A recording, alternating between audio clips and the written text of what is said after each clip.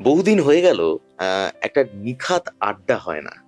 আর নপুর সম্রাটের আড্ডাটা না হলে পরে অকপট স্বীকারোক্তি বা মনের কথা না জানলে পরে অনেক কিছু বোধহয় বৃথা রয়ে যায়। এটা আমাকে অনেক বন্ধুরা বলছিলেন যে এই যে পডকাস্ট চ্যানেলটা ওপেন হয়েছে, আহ, সেখানে কিছু বন্ধু বান্ধবদের কথা, মনের কথা জানার জন্য। তো এই মনের কথা জানার জন্য এবং জানানোর জন্য আমরা যেভাবে অন্বেষণে ঘুরে বেড়াচ্ছি, এরকমই ঘুরতে ঘুরতে আজকে যার মুখোমুখি হয়েছি, যার সাথে আড্ডা দেওয়ার জন্য আহ, আমার সম্মুখ সমরে যে বসে আছে, তিনি প্রখ্যাত সঙ্গীত শিল্পী। শুধু নামটাই যথেষ্ট, আলাদা করে উপমায় ভূষিত করার কোনো প্রয়োজন নেই। যার কণ্ঠের সুমধুর, মানে আম, মাধুর্যতা যাকে বলে, এত ভাষা সুন্দর করে পারবো না সাজিয়ে গুছিয়ে। এত মিষ্টি মিষ্টি হাসছে পর্ণাব ব্যানার্জি। আহ, অনেক অনেক স্বাগত। Thank you. কেমন আছো? আছি, ভালো মন্দ মিশিয়ে ভালো থাকার চেষ্টা করছি, একদম ফাটিয়ে। ফাটিয়ে কিন্তু এই ফাটিয়ে ভালো থাকার মধ্যেও বর্ণাভর মানে নীল আকাশে কি কোথাও মেঘের ছায়া ঘনিয়েছে? দেখো, নীল আকাশে তো মাঝে মাঝে নিম্নচাপ আসবে, মেঘের ছায়া তো আসবেই, কিন্তু তারপর তো বৃষ্টি হবে। আড্ডা শুরু করার আগে আমাদের বন্ধুরাও সকলেই চায়, আমরা সকলেই জানি যে প্রণাম মানেই হচ্ছে গানের জায়গা। এটা কোনো, এই বিষয়ে কোনো সন্দেহ নেই। আর গান যদি তোমার মুখে না শুনি তাহলে এই আড্ডাটাই বৃথা হয়ে যাবে। তাই শুরুটা একটা ফাটিয়ে, একটা যেরকম ফাটিয়ে বললে তুমি, সেরকম একটা ফাটিয়ে একটা ফাটাফাটি গান দিয়ে। হুম, এই মেঘলা দিনে একলা ঘরে থাকে না তো মন, কাছে যাব কবে পাবো ওগো তোমার নিমন্ত্রণ। এই মেঘলা দিনে একলা ঘরে থাকে না তো মন, কাছে যাব কবে পাবো ওগো তোমার নিমন্ত্রণ। আহা আহা, মনটা ছুঁয়ে গেল যাকে বলে। আর সব থেকে বড় কথা কি, মানে যেই বিষয়টা বলতে চাইছিলাম সেটা হচ্ছে যে এক একজনের কণ্ঠস্বর এতটাই মধুর হয়, যার জন্য পিছনে ব্যাকগ্রাউন্ড কোনো মিউজিকের প্রয়োজন হয় না। প্রণবর গানটা যতবারই শুনেছি, প্রণব যেই অনুষ্ঠানগুলো শুনেছি, মানে এর আগে আমরা বহু অনুষ্ঠান একসাথে করেছি হয়তো মঞ্চে, এবং সেখানে কেন জানি না মনে হয়েছে মিউজিকটা কম পড়ে গেছে প্রণবর গলায়। আচ্ছা প্রণব, এই যে তোমার মিউজিক্যাল জার্নির কথায় যদি আসি, তাহলে এই জার্নিটা এখন বর্তমান সময় যেখানে ডিজে চলছে, আমার এই খুব একদম অকপট স্বীকারোক্তি প্রণব ব্যানার্জির কাছে, এটা প্রত্যেকটা বাংলা গানের শিল্পীরা বলছে এটা কোথাও একটা হতাশা গ্রাস করছে তাদের কাছে। সেই হতাশাটা হচ্ছে কোথাও এই ডিজে, এই গতানুগতিক সময়ের যেই একটা প্রাবন্ধিকতা, সেই জায়গায় কি কোথাও গিয়ে বাংলা গানটা হারাচ্ছে? দেখো, অবশ্যই অবশ্যই বাংলা গান হারাচ্ছে। যেটা হচ্ছে কি বলতো, আমি যেহেতু মঞ্চে পারফর্ম করি, আমি মঞ্চের দিক থেকে বিচার করে কথাটা বলবো। তো আমরা যারা মঞ্চে পারফর্ম করি, মেল ফিমেল বোথ, কি হয়, মানুষ এখন এতটাই তাদের ব্যক্তিগত জীবন মানে প্রফেশনাল লাইফে এতটাই চাপের মধ্যে থাকে, মানুষ যে কোনো রকম অকেশনে মানুষ ভীষণ আনন্দ করতে চায়। একটা মানে হয় না যে একজনকে যদি সারাটাক্ষণ 10টা 5টা, সেই আমি কোট অ্যান্ড কোট সেক্টর গুলোর নাম নিচ্ছি না, সেভাবে মানে বেঁধে রাখা হয়, সেই মানুষটাকে যদি ছুটি পায় মানুষটা, সে চায় যে ভরপুর আনন্দ করতে এবং আমি বলবো নাচতে। যার ফলে কি হয়, সেক্ষেত্রে বেশিরভাগ ক্ষেত্রে আমি বলছি, পুরো ক্ষেত্রে না, সেক্ষেত্রে দেখা যায় যে তার কাছে কে গান গাইছে, কে আদৌ আদৌ কেউ গাইছে কিনা সেটা ম্যাটার করে না। তার কাছে একটা মিউজিক চাই, তার কাছে একটা একটা বিট চাই, যেটা খুব মানে কি বলবো, মানে একদম ভেতরটাকে একেবারে পুরো রিফ্রেশ করে দেবে। এবং তুমি যেটা বলছিলে যে এই যে ডিজে মিউজিকে দেখবে একটা অদ্ভুত একটা মাদকতা, অদ্ভুত একটা দ্রুতগামিতা থাকে, যেটা বিভিন্ন তুমি আমাদের বার বলো বা অন্যান্য জায়গাগুলো যেখানে ডিজে বা যে কোনো রকম অকেশনেই বলো, ডিজে মিউজিক চাই, ডিজে, কারণ ওইটাতে মানুষ একটা মনে হয় যেন একটা মানে একটা ব্লাস্ট আউট হচ্ছে সবকিছু শেষে।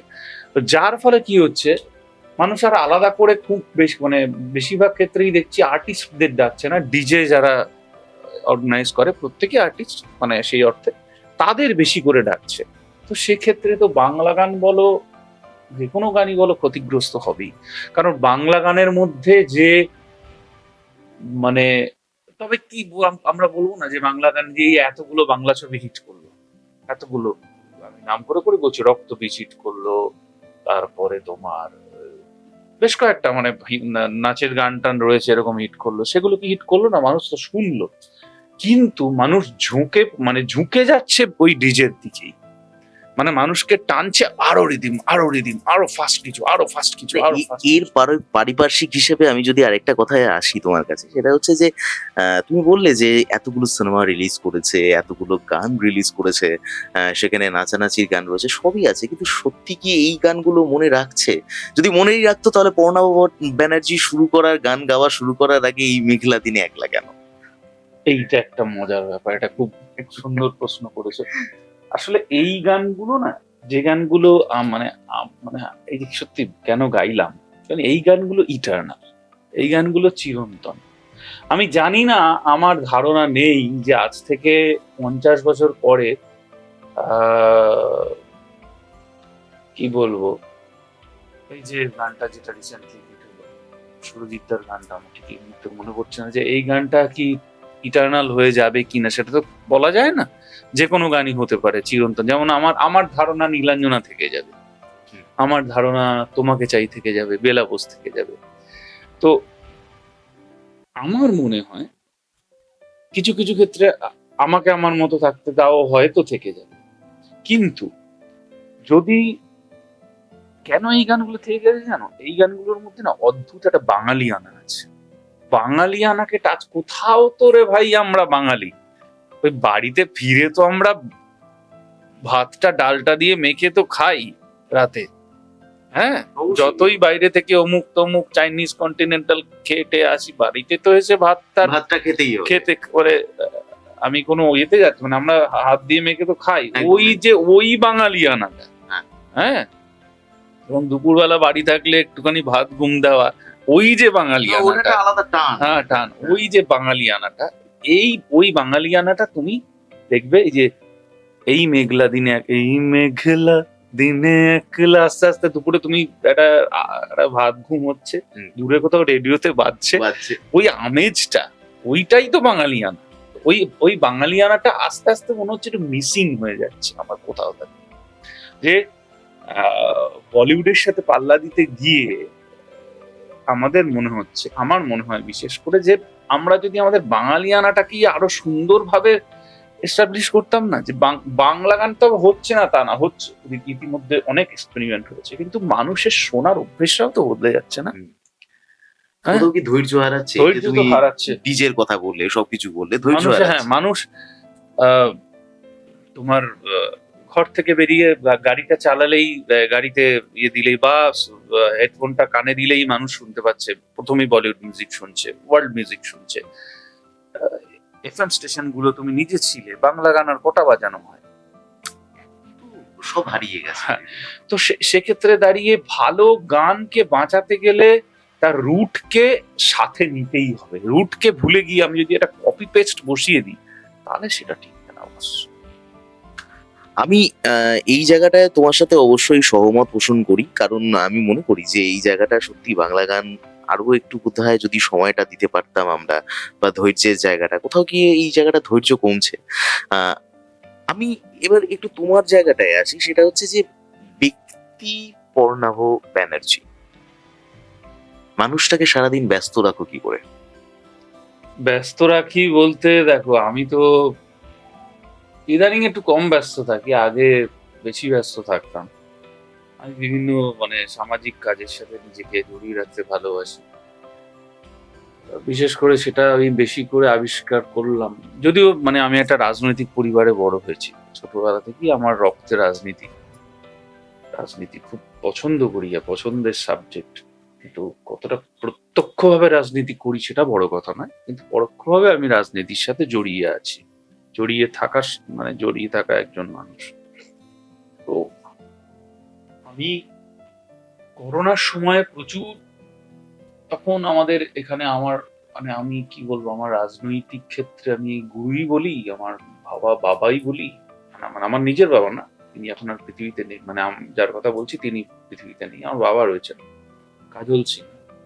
কাজল কাকু সংস্পর্শে যখন আসি, তখন দেখি যে যেভাবে লোকটা মানুষের কাজ করে, যে লোকটা করোনার সময় বলতে পারে যে আমি বেঁচে থাকতে করোনার সময় খর্দার একটা মানুষও না খেয়ে রাতে ঘুমোতে যাবে না, এই মানুষটা যখন এই কথা বলে, তখন তার জন্য ঝাঁপিয়ে পড়ে জান দিতেও কোনো বাধা থাকে না।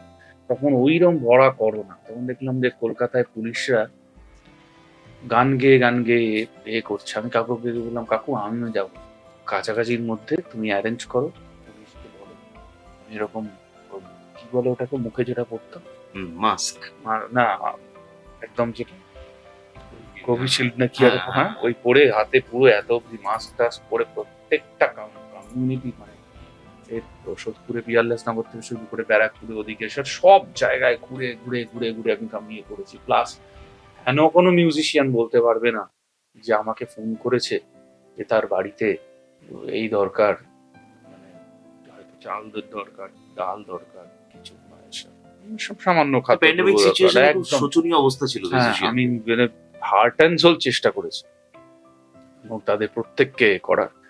এবং আরেকটা যেটা আমার কাকু করেছিলেন, যে তখন তো প্রোগ্রাম বন্ধ, 7 সপ্তাহ ধরে খড়দহ রবীন্দ্র ভবনটাকে বন্ধ করে দিলেন, যে কোনো অডিয়েন্স থাকবে না, কিন্তু আর্টিস্টরা কলকাতা থেকে বাংলার বিভিন্ন প্রান্ত থেকে এসে পারফর্ম করবে, তার বিনিময়ে পারিশ্রমিক পাবে। এটা কিন্তু একটা বড় বড় বিরাট প্রচেষ্টা। বড় উদ্যোগ। এইটা একটা খবর হলো তখন। তো এগুলো কাকুর সাথে থাকতে থাকতে কাকুকে ছোট ছোট ইনপুট দেওয়া যায়, কাকু এটা করলে ভালো হয়, ওটা করলে ভালো হয়, এই করে খুবই একটা অন্যরকম পেলাম। সেই সঙ্গে আমি আরেকজনের নাম করবো, যে সম্রাট চক্রবর্তী, সম্রাটদার কথা বলবো, আরেক সম্রাটদার কথা বলবো, সম্রাট তপাদার। এই সমস্ত মানুষগুলো এগিয়ে না এলে, যদিও এরা সবাই রাজনৈতিক ব্যক্তিত্ব, হয়তো সবাই বলতে পারে যে আমি রাজনৈতিক ব্যক্তিত্বদেরই সাহায্য নিয়েছি, কিন্তু কি বলতো, যতই তোমাকে এমনিও দেখাও যায় বিশেষ কোনো রাজনৈতিক বিশেষভাবে আমি তো বলি, আমি তৃণমূলের সমর্থক, আমি বলি পরিষ্কার ভাবে, কিন্তু কি বলতো, এই যে আমাদের একটা নাকশিট কোনো আছে না এই রাজনৈতিক লোকেদের, আরে ভাই দিনের শেষে যখন বিপদে পড়েন আপনি কার কাছে যান? কোনো না কোনো দলের রাজনৈতিক ব্যক্তিত্বের কাছেই তো যান, ভাই দেখো না এটা অমুক হয়েছে, একটু তোমার মেসোমশাইকে হাসপাতালে ভর্তি করতে হবে, সেই ক্ষেত্রে তারাই এগিয়ে আসে বলে আমি এখনো বিশ্বাস করি। পর্ণাভর কি পরবর্তীকালে বা এই মুহূর্তে দাঁড়িয়ে রাজনৈতিক ভাবে কোনোভাবে একটা জায়গা কিছু আশা করছে পর্ণাভর? দেখো, জায়গা আশা বলতে মুখ্যমন্ত্রী যদি মনে করেন আমাকে যে কাজের দায়িত্ব দেবেন সেই কাজের দায়িত্ব আমি নেব। যদি মনে করেন যে অর্ণাভ ভালো দেয়াল লিখবে, আমি দেয়াল লেখার কাজই করবো। অর্ণাভ আমি যেটা আগেও করে এসেছি, তৃণমূল কংগ্রেসের বহু গান, যেটা ভোটের সময় হোক, যেসব মানুষের উদ্দীপনা যোগানোর গান, যে মমতা ব্যানার্জির মানে মাননীয় মুখ্যমন্ত্রী নিজের হাতে লেখা, সেগুলো আমি সুর করে করে বিভিন্ন জায়গায় সিডি বানিয়ে বানিয়ে বানিয়ে বিভিন্ন জায়গায় করে এগুলো বেজেছে। তো সেটা একটা কাজ করেছি, সেটা আমার বহুবার সামনে থেকে সাক্ষাৎ হয়েছে মুখ্যমন্ত্রীর সাথে, অভিজ্ঞতাটা কেমন ছিল একটু জানার চাই, একটু যদি শেয়ার করো। আমি ধার নেবো এক্ষেত্রে ঋতব্রত বন্দ্যোপাধ্যায়। হ্যাঁ, ঋতুদা একটা খুব সুন্দর কথা বলে, যে মমতা বন্দ্যোপাধ্যায় হচ্ছে হ্যামলিনের বাসী। মমতা বন্দ্যোপাধ্যায় যখন যান না, হ্যামলিনের বাসীওয়ালা মনে আছে, সেই যখন গ্রামের মধ্যে দিয়ে বাজিয়ে যেত, বাচ্চাগুলো সেই ছুটতে ছুটতে যেত, কিসের পেছনে ছুটছি আমরা জানি না। মমতা বন্দ্যোপাধ্যায় হচ্ছে সেই আকর্ষণ, একটা অদ্ভুত হিপনোটিজম আছে ওনার মধ্যে। উনি না মানুষকে অদ্ভুত ভাবে হিপনোটাইজ করে ফেলতে পারেন। মানে মানুষটা এমন সহজ সরল সাদাসিধে, এমন একটা, সামনে গেলে তোমার ওই যখন প্রথম সামনে যাই, যে এই বাবু কেমন আছিস রে, কি খবর তোর, মানে মনে হয় যেন কতদিনের চেনা, আমি যেন আমার মার সাথে দাঁড়িয়ে কথা বলছি। বিদেশে ছিলাম, অনেকদিন পর এসেছি, মার সাথে দাঁড়িয়ে কথা বলছি। এবং ওই যে হিপনোটিজম, যে টেনে নেওয়াটা, আমি যাচ্ছি কেন, যাচ্ছি দিদির সাথে সাথে কেন আমি জানি না, কিছু পাওয়ার জন্য যাচ্ছি না। ওখানে তুমি যাবে, সবাই ভাবে বোধহয় দিদির পেছনে পেছনে সবাই যাচ্ছে কিছু না কিছু পাওয়ার জন্য। সবাইকে না, আন্তরিক করে না, নেওয়া এখানে। একদম ওই আন্তরিকতার যে পরিমণ্ডলটা, ওটা বস, ওটার মধ্যে না গেলে কেউ উপলব্ধি করতে পারবে না। এই এই এই জায়গায় কোনো মুহূর্ত তোমাকে কোনো বার্তা বা কোনো এর আগে আগাম শুভেচ্ছা পর্ণাভকে মুখ্যমন্ত্রী জানিয়েছেন? শুভেচ্ছা তো দেখো মানে কি ক্ষেত্রে বলছো? এই তোমার সঙ্গীত জীবনের ক্ষেত্রে। অবশ্যই দিদি নিজে হাতে আমার 2বার সিডি রিলিজ করেছেন। আমার তার মধ্যে একটা সিডি এই যে ওখানে রয়েছে, তো ওটা আমার রিলিজ করেছেন নিজের হাতে। আমার রবীন্দ্রনাথের গানের সিডি কলকাতা নজরুল মঞ্চে নিজের হাতে রিলিজ করলেন। আর এই প্রাপ্তিটা কেমন ছিল? এইটা বিরাট বিরাট প্রাপ্তি ছিল। পরশুদিন মানে যেদিন অনুষ্ঠানটা হয় তার ঠিক একদিন আগে আমি জানতে পারলাম, আমাকে সামান্য থেকে ফোন করে জানানো হলো যে মুখ্যমন্ত্রী আপনার সিডি রিলিজ করবে। আমি তো ভীষণ উত্তেজিত। বললো যে 50টা সিডি, কারণ ওইগুলোরও আবার সিকিউরিটি, 50টা সিডি আপনি পাঠিয়ে দিন, ওটা একটা বড় করে রেপ্লিকা করে করুন। তো দিদি এত সুন্দর করে রিলিজ করলেন, এত সুন্দর বললেন। তারপরে ওটা ভোলার না, ওটা আমার এখনো আমার ফেসবুকে আমি কভার পিকচার করে রেখে দিয়েছি যতদিন থাকবে। আমি স্পেসিফিক্যালি বলি, আরেকটা হ্যাঁ, ছোট্ট ঘটনা বলি। আমি জাস্ট এই 21 ফেব্রুয়ারি, তাও তো 1 বছর হচ্ছে, জাস্ট আমি গান গেয়ে, উনি কতটা খেয়াল করেন দেখো, গান গেয়ে আমি 21 ফেব্রুয়ারি দেশপ্রিয় পার্কে একটা অনুষ্ঠান হয়, আমি গান গাওয়া হয়ে গেছে, সবাই এসে দিদিকে প্রণাম করছে। স্পেসিফিক্যালি আমার দিকে এগিয়ে এসে বললেন, প্রণব আমি কিন্তু সেদিন আমি বাংলা গান গাইনি। দিদি জানেন যে এই গানটা আমি খুব গাই, তুমিও এটা অনেকবার তোমার কাছ থেকে। এটা আমার ইউটিউবেও রেকর্ড রয়েছে। প্রতুলদা নিজে হাতে এটা রেকগনাইজ করেছিলেন যে আমার গানটা রিলিজ করা যায়। আমাকে দিদি মানে আশীর্বাদ করলেন, প্রণব আমি বাংলায় গান গাই, গানটা খুব ভালো হয়েছে। আমি দিদি তুমি কোথায় শুনলে গানটা? বলে আমি শুনেছি, ইউটিউবে শুনেছি।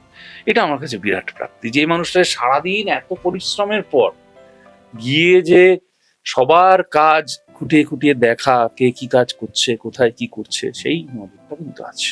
প্রণব, এই আমি বাংলায় গানটা যখন উঠলো এই কথা, আমি বলতে যাচ্ছিলাম, তুমি ভালো করেই জানো এই গানটার প্রতি আমরা সকলেই একটু দুর্বল রয়েছি, আমরা প্রত্যেকেই জানি।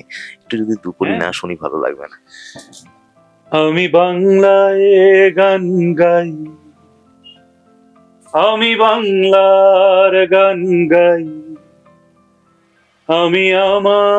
আমি কে চিরদিন এই বাংলায় খুঁজে পাই। আমি বাংলায় দেখি স্বপ্ন, বাংলায় বাঁধি সুর, আমি এই বাংলার মায়া ভরা পথে হেঁটেছি এতটা দূর। বাংলা আমার জীবন আনন্দ, বাংলা প্রাণের সুর। আমি একবার দেখি, বারবার দেখি, দেখি বাংলার মুখ। কে বাত, অসাধারণ! আমার গায়ে রীতিমতো কাঁটা দিচ্ছে যাকে বলে। মানে তোমার কণ্ঠে এই এই গানগুলো শোনা মানে একটা অন্য অন্য একটা আমার প্রাপ্তি। একটা মজার ব্যাপার, এটা হচ্ছে প্রতুল মুখোপাধ্যায়ের পর আরেকজন গেয়েছিলেন, মোহাম্মদুজ্জামান বাবু, বাংলাদেশে। প্রতুলদা ওই গানটাকে অ্যাকসেপ্ট করেন। একমাত্র আমার গানটাকে আমি মিউজিক দিয়ে গেয়েছি, গানটাকে প্রতুলদা তো খালি হাতে মানে তালি দিয়ে গাইতেন। একমাত্র আমার গানটাকে প্রতুলদা নিজে হাতে রিলিজ করে গেছেন, এবং সে ছবি আছে, এতেও রয়েছে। প্রচুর পেপারসের বেরিয়েছিল, নিউজ পেপারে নিজের হাতে রিলিজ করে গেছেন। এটা আমার কাছে বিরাট। এই যে বর্ণব এত জীবনে জীবন আরো পড়ে আছে তোমার, তোমার জন্য, আমার জন্য, আমাদের সকলেরই জন্য, কিন্তু এই বয়সে অনেকটা প্রাপ্তি পাওয়া, এগুলো তো একটা বড় প্রাপ্তি, একটা বড় অ্যাচিভমেন্ট। কোথাও গিয়ে নিজের কি কোথাও আত্মগ্লানি তৈরি হয়, বা কোথাও গিয়ে মনে হয় যে আমার সব ডিপ্রেশন কাজ করে, যে না, যখন তুমি দেখো যে এই প্রতিযোগিতার বাজারে কোথাও গিয়ে তোমাকে পিছনে সরিয়ে দিয়ে কিছু র্যাপের কালচার উঠছে, হঠাৎ করে সেই অতটা অ্যাচিভমেন্ট নয় কিন্তু সোশ্যালি হাইপ হচ্ছে, এই জায়গাগুলো কোথাও বর্ণাবকে ভাবায়? দেখো, কিছু তো সময়ের সাথে সাথে যদি আমরা এগুলোকে মেনে নিই, সেক্ষেত্রে তো আমার কিছু করার থাকে না, কিছু জিনিস বাস্তব মেনে নিতেই হবে। কিন্তু আমার ভয় করে যে এই যে কালচারটা আসছে, তাতে করে আমাদের এই যে জেনারেশনটা, মানে আমাদের থেকে ধরো 15-20 বছরের ছোট যে জেনারেশনটা, তারা তো তারা কি, তাদের জন্য কি রেখে যাচ্ছি আমরা? একটা অবক্ষয়, একটা সব দিক থেকে অবক্ষয়িত একটা সংস্কৃতির দিক থেকে। মানে আমি কিন্তু কোনো পলিটিক্যাল অ্যাসপেক্টে বলছি না, না না, তুমি সর্বসাকুল্য হ্যাঁ। বলছো। সামাজিক দিক থেকে এই অবক্ষয়িত জিনিস, তারা খারাপটা শুনবে, খারাপটা পারফর্ম করবে, এটাই আমার ভয় করে। আমার মনে হয় যে কেউ যদি থাকতো, আমার ইচ্ছে করে তাদের নিয়ে বসে, নচিদার একটা গান আছে যে আমার ইচ্ছে করে আকাশ বাড়ির ছাদ ভেঙে বৃষ্টি আসুক ভাসুক অবসাদ, আমার ইচ্ছে করে হাতের পাঁচিল দিয়ে তোকে আগলে রাখি সকাল থেকে সাঁঝ। আমার এরকম আগলে রাখতে ইচ্ছে করে।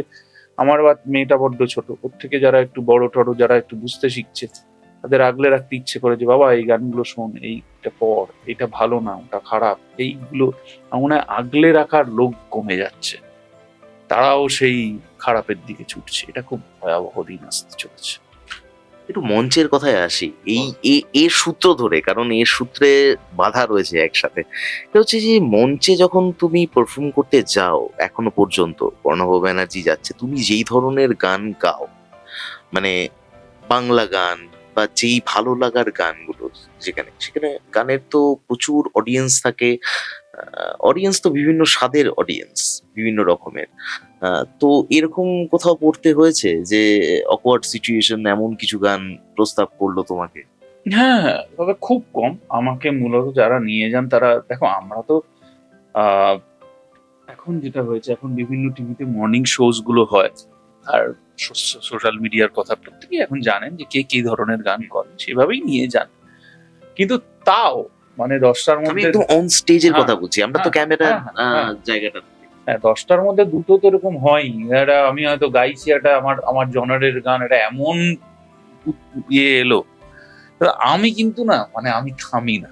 এখন মুশকিলটা হয়ে গেছে, আমার গান শোনার জায়গাটা অনেক, মানে আমি এত গান শুনেছি, এত রকম গান গাইতে গাইতে গাইতে গাইতে তোমাদের আশীর্বাদে আজকে যতটুকু অ্যাচিভমেন্ট এসছি, বলে আমি ওই 2-3 লাইন গেয়ে দিই, তাতে আমার কোথাও মানে কৌলিন্যে একটুও কম পড়ে না। মানে এটা আমি মনে করি, এবার একটা আনন্দ করতেই তো এসছে। একটা লোক সে বললো একটু শুনে তাকে না আনন্দ দিলাম, কিন্তু খুব খারাপ কিছু করে এমন কিছু গান অনুরোধ করলো যেটা আমার একেবারে চরিত্রের সাথে যায় না, বা সেই সময় সিচুয়েশনের সাথে যায় না, সেই এটার সাথে খাপ খায় না, সেই গান আমি গাই না। তবে যদি একটু একটু হয় না, জাস্ট বলি আমরা চটুল গান টুকটাক গেয়ে দিই, আমি ফেরাই না। আর এটা তো গেল, কিন্তু গায়ক পর্ণব ব্যানার্জি বাদ দিয়ে খাদ্যরসিক পর্ণব ব্যানার্জি মাঝে মধ্যেই দেখা যাচ্ছে সোশ্যাল মিডিয়াতে, হ্যাঁ প্রচুর পরিমাণে দেখা যাচ্ছে। এইটা সম্পর্কে একটু বলো। এটা হচ্ছে, দেখো, খেতে আমি মারাত্মক ভালোবাসি, যদিও আমার প্রচুর রকমের ডিজিজ শরীরে। তোমাদের আশীর্বাদ, মানুষের কাছে আশীর্বাদ চাইছি আমার জন্য এগুলো সব কমে যায়। আমার ট্রাইগ্লিসারাইড, কোলেস্টেরল, সব থাইরয়েড, মোটামুটি যা যা হওয়ার কথা সব প্রচুর প্রচুর ভাই। আমার সব খাওয়া বারণ, তাই আমি প্রচুর খেতে ভালোবাসি। ওজনটা প্রায় 100-র কাছাকাছি। বাহ। এবার আমি খুব আনন্দ পাই ব্যক্তিগত ভাবে, হ্যাঁ, কারণ আমাদের দুজনের সত্যি একদম, কথা একদম। বলতে গেলে এইটা তো মানে খেতে ভালোবাসার মানুষ হ্যাঁ, পাশাপাশি পেলে পরে। আর প্রণব বরাবরই সত্যি খেতে খুব ভালোবাসে। আমি রিয়েলি খেতে ভীষণ ভালোবাসি, মানে প্রচন্ড খেতে ভালোবাসি। আর ইদানিং মানে সত্যি সত্যি তুমি যেটা বললে যে একটু খাবার ব্লগ করা শুরু করেছি, ইচ্ছে হলো একটা নতুন এক্সপেরিমেন্ট করে, সবাই করছে, আমার কোনো ওইসব মানে ইয়ে নেই যে ইউটিউব থেকে রোজগার করবো বা ফেসবুক থেকে, যদি হয় হয়। ইচ্ছে হলো যে একটা নতুন কিছু এক্সপ্লোর করি। এটা খুব একটা খারাপ হচ্ছে না, নতুন কিছু ভালোই লাগছে, ভালো লাগছে। গলাটা শুনতে বেশ ভালো লাগছে। তো করছি, সেই সঙ্গে সঙ্গে খাচ্ছিও। আর আমি স্পেসিফিক্যালি আমি খুব মানে বেশি মানে খেতে কিছু কিছু খাবার আমি খুব ভালোবাসি। যেমন আমি এই কিছুদিন আগে আমি প্রায় মাস দুয়েক নার্সিং হোমে ভর্তি ছিলাম। ওখানে তো কিছু পাইনি। আসার পর আমার তখন থেকেই খুব মোমো খেতে ইচ্ছে করছিল। মোমোটা এসে দেখলাম আমার বাড়ির পাশে উল্টো দিকেই মাটন মোমো হচ্ছে। বাহ। এবার মাটন মোমো এমন হলো, আমি মোটামুটি আসার পরে পর 10 দিন এভরিডে 2টো প্লেট করে মাটন মোমো। না, তাহলে কি আবার রিটার্ন নার্সিং হোমে দিয়ে আসাটা না, প্রেফারেন্স? একদম না। এমন অ্যাডিক্টেড হয়ে গেলাম আমি, এভরিডে আমি 2টো করে মাটন মোমো খাচ্ছি। তারপর না ওটাকে থামালাম। তারপরে এসে আমাদের এই বিখ্যাত ওরা রশিদদার দোকানের ফুচকা, সেটা আমি আবার পেঁয়াজ দিয়ে ফুচকা ভালোবাসি, পেঁয়াজ, এই লাল সস, মানে ওগুলো না হলে পুরো জমে না ব্যাপারটা। জমে। আর বিরিয়ানিটা তো বিরিয়ানিটা খাওয়াটা না ছেড়ে দিয়েছিলাম, খাচ্ছিলাম না। মাটনটা অফ করলাম, আমি খালি রাইসটা নিয়ে যেতাম। বাড়িতে ধরো মাছ টাছ হয়েছে, মাছের সাথে বিরিয়ানি, বিরিয়ানির ওই স্মেলটা পেলেই স্মেলটা হলো পেলেই না। হলো। কিছুদিন আগে দাদা বৌদিতে গেলাম, দাদা বৌদিতে গিয়ে খেলাম আমি। মানে ইনফ্যাক্ট কলেজে পড়ার সময় ওই দাদা বৌদির স্মৃতিটা রয়েছে, সেই ছোট্ট সেই টিনের ঘর ওইটা। তারপরে সত্যি কথা বলছি, না, আমরা বুঝতে পারি। এত বছর পর আমি যাইনি, কিন্তু মানে আমি এত বড় যে হয়েছে, আস্তে আস্তে আস্তে এত বড় যে হয়ে গেছে আমি জানিই না। আমি গিয়ে দেখছি 7 তলা একটা বিল্ডিং, সেখানে এইভাবে হচ্ছে, তো অবাক হয়েছি। সেটা একটা ভিডিও করলাম, খুব ভালো লেগেছে আমার বিরিয়ানিটা খেয়ে। আর আমি খুব কন্টিনেন্টাল খেতে ভালোবাসি, মানে আমার খেতে বই ভাই আমার সব ভালো লাগে, যেটা না না, খেতে তো আমি তো জানি সেইটা ভালোবাসা তো আছে, কিন্তু রান্না করতে কি পড়না ভালো? রান্না করতে আমি রান্না করতে পারি, এটা আমি ভাবতে খুব ভালো। এই যে রাত্রিবেলায় স্বপ্ন দেখছে বর্ণাব, রাত্রিবেলায় চিন্তা করছে মজার রান্না ব্যাপার করতে। কি হয় জানো তো, আমি তো একা ঘুমাই, এখানে একা থাকি পুরো ফ্ল্যাটটাতে। তো রাত্রেবেলা আমার খুব হয়, আমি অনেক রাত অব্দি যাই ওয়েব সিরিজ দেখতে দেখতে। হঠাৎ আমার যেন মনে হয় আমি অনেকটা ওপরে রয়েছে, ওপরে কুকুরগুলো চিৎকার করে, আমার মনে হয় বেশ দার্জিলিং এর পাহাড়ের ওপরে আমি রয়েছি, 5 তলার উপরে। এসি চলছে, হিল স্টেশন। হ্যাঁ, হিল স্টেশন। আমার মনে হয় তখন আমি ওই একটু আমার চিজ পাস্তা টাস্তা অর্ডার করি, রাত্রিবেলা আসে, আমি উপর থেকে ওই ফেলে খাই, আবার একটু কফি খেয়ে ঘুমিয়ে পড়ি। আমার বেশ ভালো লাগে, এনজয় করি।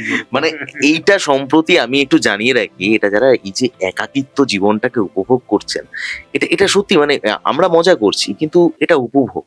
এটা প্রণবর কথা শুনে আমার মনে হলো যে সত্যি এইভাবে ভালো থাকা যায়, যদি পারেন, চেষ্টা করতে পারেন, তাহলে কিন্তু এইভাবে ভালো থাকা যায়। প্রণবর দিক থেকে আমি একটা কথা কানাঘুষোতে শোনা গেছে, তোমাকে বোধহয় রিহাবেও যেতে হয়েছিল। হ্যাঁ, আমি রিহাব, কেন? আমি 2বার রিহাবে গেছি। প্রথমবার রিহাবে গেছি, দেখো এখন রিহাব কনসেপ্টটা মানুষের কাছে অনেক খোলামেলা। আগে যেমন এই বাবা রিহাবে গেছে, ছেলেটা মানে উচ্ছন্নে গেছে, এরকম না। আমাদের ইন্ডাস্ট্রির বহু নামকরা কি বলবো গায়ক গায়িকা, শুধুমাত্র ওয়েস্ট বেঙ্গলে নয়, বলিউডে, আমাদের ওয়েস্ট বেঙ্গলেই প্রচুর রয়েছে, তারা অভিনেতা অভিনেত্রী প্রচুর, তারা রিহাবে গেছে। এই কথাটা শোনার আগে আমি একটু ছোট্ট করে বলে রাখি, সেটা হচ্ছে যে আমরা বলি না যে শিল্পী যারা মানুষ রয়েছি, তারা হয়তো বেশি একটু ডিপ্রেশনে চলে যায় বা বেশি একটু হতাশায় ভুগি। বোধহয় নয়, এখন বোধহয় হতাশার পরিমাণটা বাড়ছে আরো। আর রিহাবের কনসেপ্টটা যেটা বর্ণাবো বলতে চাইছে, সেই কনসেপ্টটা বোধহয় আমাদের বর্তমান সময়ে অনেকেরই প্রয়োজন, এই জায়গাটা। রিহাবে যাওয়াটা 2000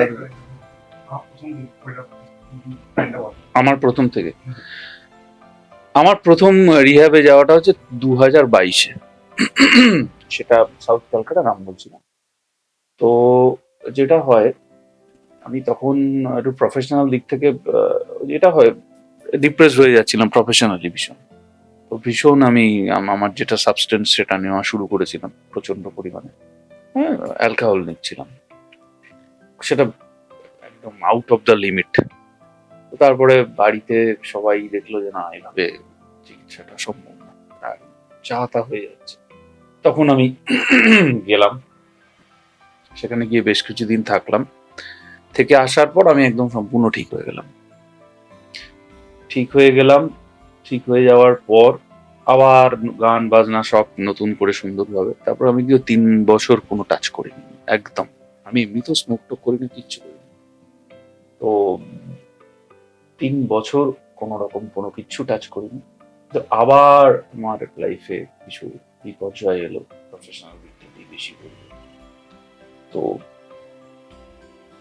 আবার আমি রিল্যাপস করে যেটা হলো, আমি একদম যে জায়গাটাতে গিয়ে পড়লাম এটা একদম অথেন্টিক একটা জায়গা। আমি নামটা বলে দিচ্ছি, কারণ এই এই জায়গাটা সবার জানা দরকার যে কলকাতাতে তো অনেক উল্টোপাল্টা রিহ্যাব রয়েছে, যেখানে বছরের পর বছর শুধু টাকার জন্য পেশেন্ট গুলোকে ফেলে রেখে তাদের শুধু ইঞ্জেকশন দিয়ে করে তাদের জীবন নষ্ট করে দেওয়া হয়। আমি ছিলাম জেনেসিস ফাউন্ডেশনে, তন্ময় ঘোষ যার তোমার ম্যানেজিং ডিরেক্টর। মানে এদের প্রসিডিউরটাই আলাদা, মানে তোমাকে জীবনটাকে বাস্তবটাকে কিভাবে লড়াই করতে হয় এখানে শেখানো হয়। প্রায় 2-3 মাস ছিলাম ওখানে টানা, মাটিতে শুতাম, ভোর 5টায় উঠতাম, এই বসে বসে পায়ের এসব জায়গা ক্ষয়ে গেছে। হ্যাঁ, এবং খেতাম ধরো একেবারে সেই মোটা চালের ভাত, একদম সামান্য একটা তরকারি, দ্যাটস ইট। মানে এইটা ট্রিটমেন্টের অঙ্গ। আজকে যদি একটা রিহ্যাব 5 স্টার হোটেল হয়, তাহলে সেই রিহ্যাবে পেশেন্টরা থেকে যাবে, তারা কেউ বাড়িতে আসতে চাইবে না। যদি রিহ্যাবে গিয়ে আমি ওই পেইনটা পাই যে আমি কোনো রকম কানেক্টিভিটি 3 মাস 6 মাস ধরে পাচ্ছি না, বাড়ির লোকের সাথে মাসে একবার দেখা করতে পাচ্ছি, তাও সবাই বসে আছে, তার মধ্যে আমায় কথা বলতে হচ্ছে, আমি যে সাবস্টেন্সটা নিই সেটা আমি পাচ্ছি না, এবং তারপরে খাচ্ছি ওই সামান্য ঠিক ওইটুকুই, এবং সবার সাথে সবাই ওখানে কথার কথা বলছি, আম্বানির ছেলেও যে ট্রিটমেন্ট পাবে, একটা রাস্তার ছেলেও সেই ট্রিটমেন্টই পাবে। এই যে সমতাটা, এখানে দাঁড়িয়ে এই পেইনটা তুমি যদি না ফিল করো না, যে আমি যদি আবার যে কোনো পরিস্থিতিতে, দেখো সব মানুষ তো খুব আনন্দে নেশা করে না, আজকে খুব ফুর্তি হচ্ছে একটু মদ খাই, এরম সংখ্যা আছে কম। মানুষ সার্কামস্টেন্সেস এর মধ্যে পড়েই সেটা ভোলার জন্য নেশা করে, তাই তো, নেশাগ্রস্ত হয়। ঠিক নেশাগ্রস্ত। তো সেখানে দাঁড়িয়ে আমি ওখানে গিয়ে এটাই খুঁজে পেলাম যে এই পেইনটা যদি আমি পাই, এই পেইনটা যদি আর না পেতে চাই, তাহলে আর ফিরে গিয়ে আর নেশা করবো না। আমার জীবনে যাই ঘটে যাক, আমার সাথে এখনো সেন্টারের যোগাযোগ আছে, আমি 2 দিন গেছি, আবার এর মধ্যে যাব। সেন্টার থেকে আমাদের একটা কথা খুব সুন্দরভাবে শেখানো হয়, মানে এটা আমার প্রশান্তির প্রার্থনা বলি, যে হে ঈশ্বর, আমরা যা বদলাতে পারি না তা যেন মেনে নিতে পারি, আর যা বদলাতে পারি তা যেন করতে পারি, এবং আমরা যেন তার মধ্যে তফাৎ বুঝতে পারি। এটা আমাদের মানে উঠতে বসতে করানোর মতো। God grant us the serenity to accept the things we cannot change, courage to change the things we can, and wisdom to know the difference. এইটা হচ্ছে প্রশান্তির প্রার্থনা, যেটা আমরা বদলাতে পারবো না সেটাকে আমরা যেন মেনে নিতে পারি। আর আরেকটা জিনিস যেটা আমি ওখানে গিয়ে বারবার করে শিখেছি, যে একদম ঈশ্বরের কাছে সমর্পণ করে দাও। এটা মনে হয় যে অনেকের মনে, আমি ওদের যারা আমার ফেলোশিপ যারা ছিল ওখানে, তাদের প্রত্যেককে বলতাম, অনেকে ওদের কি ভগবানের কাছে তুমি সারাক্ষণ হাত জোড়ো, আমি শ্রীকৃষ্ণের ভক্ত, লকেট পড়ে আছি দেখো। তো আমি সারাক্ষণ শ্রীকৃষ্ণের নাম জপ করতাম, হরে কৃষ্ণ জপ করতাম। আমার মেয়ে আমাকে বলেছিল যে বাবা তুমি, মানে এমনি এটা ও সব কারণে না, এমনি আমাকে বলেছে একদিন যে তুমি 7 বার করে কৃষ্ণ নাম জপ করো। তো কৃষ্ণ নাম আমি জপ করতাম এবং ঈশ্বরের কাছে সম্পূর্ণ সমর্পণ করে দিয়েছিলাম, যে আমার যা যা ভুল। ইনফ্যাক্ট শুনবে তুমি, আমার যে খাবারের প্রার্থনাটা হতো, খুব সামান্য খাবারই আমরা খেতাম, সেখানে আমাদের খাবারের প্রার্থনাটা করার আগে খাবারের প্রার্থনাটা এটা বলতে হতো আমাদের, যে হে ঈশ্বর, আমাদের সমস্ত অপরাধ ক্ষমা করুন। আমরা খাবারের প্লেট নিয়ে দাঁড়াতাম, আজ আপনি আমাদের সামনে যে খাদ্যটি পাঠিয়েছেন তার জন্য আপনাকে ধন্যবাদ। আপনার পাঠানো এই খাদ্যটি খেয়ে আমরা যেন সঠিক পুষ্টি অর্জন করতে পারি। এটা প্রত্যেকদিন আমাদের বলতে হতো। মানে এরকম ভ্যারাইটিস, মানে বিভিন্ন বিভিন্ন প্রার্থনা। এই যে তুমি বলছো যে মাটিতে শোয়া, রিয়েলাইজেশন না, তোমাদের হাতটা বারবার ওখানে আছে, সেলফ রিয়েলাইজেশন, না, যে আমাদের সমস্ত অপরাধ মানে ক্ষমা করুন। হ্যাঁ বলো।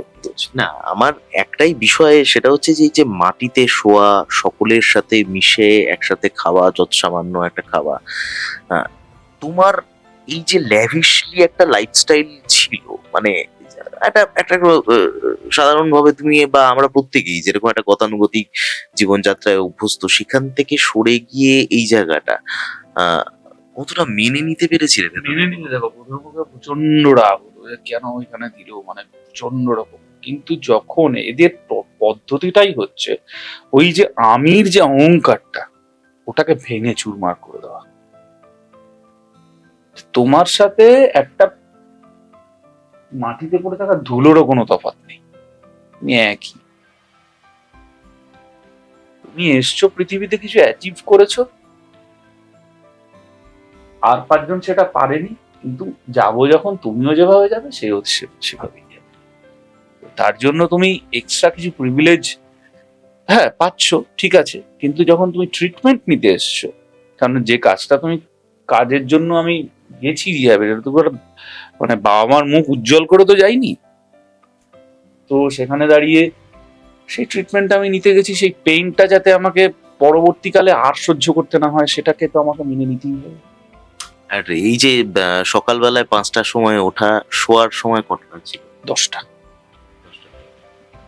সারাদিন ক্লাস হতো, বিভিন্ন ধরনের শিক্ষামূলক ক্লাস। প্রথমে শরীর প্রাণায়াম হতো, মেডিটেশন হতো, তারপরে একটা ছিল ডিভোশন হতো, গান টান হতো, তারপরে টিডিএ ছিল, ঘর ঝাড় দেওয়া, বাসন মাজা, বাথরুম পরিষ্কার করা ঠরা এইসব ছিল।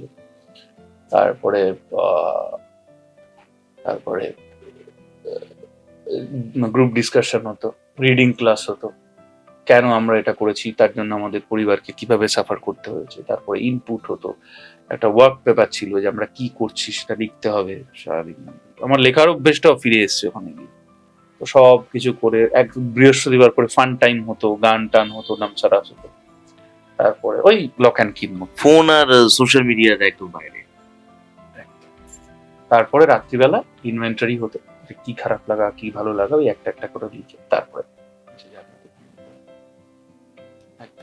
3টে মাস,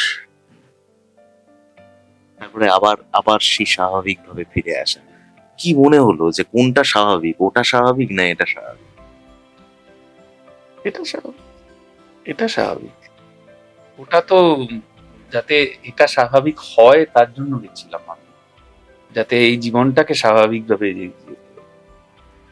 ওটাকে স্বাভাবিক, যেই জীবনটাকে স্বাভাবিক করার জন্য গেছিলাম ওখানে। স্বাভাবিক এটাই। আমরা চাইবো যে তুমি ভালো থাকো। এই সঙ্গে সঙ্গে আমি আরেকটা কথা বলবো যে বিভিন্ন কলকাতা শহরে না বা আমাদের এতে রিহ্যাব কনসেপ্টটা খুব উল্টোপাল্টা হয়েছে। কারণ যেখানে যে কোনো রকম উল্টোপাল্টা রিহ্যাব গড়ে উঠেছে, সেখানে গেলে তারা মেডিসিন দিয়ে দিয়ে তারা ঘুম পাড়িয়ে রাখে, কারেন্ট শক দিয়ে, এগুলো পদ্ধতি নয়, এগুলো সম্পূর্ণ আনসাইন্টিফিক পদ্ধতি। আমি যে জেনেসিসে ছিলাম, জেনেসিসে যে পদ্ধতিটা, যে তোমার লড়াইটা তোমায় লড়তে হবে, একটা ওষুধ এসে তোমার লড়াইটা লড়ে দেবে না। তাহলে তো ওষুধটা দিচ্ছে, তার মানে তো সেই তুমি একটা নেশার মদের ওপর অ্যাডিক্টেড ছিল, একটা তুমি ওষুধের উপর অ্যাডিক্টেড হয়ে গেছো।